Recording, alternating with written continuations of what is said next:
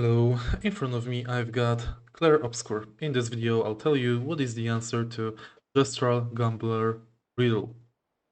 Let's say that every time I hit I have 50% chance of dealing 100% more damage.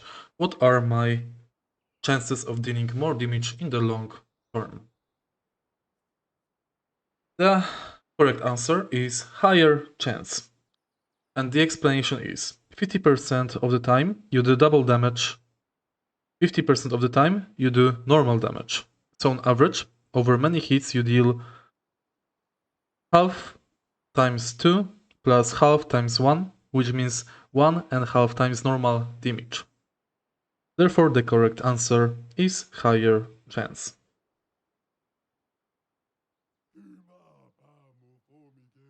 Unfortunately, there is no reward for this riddle.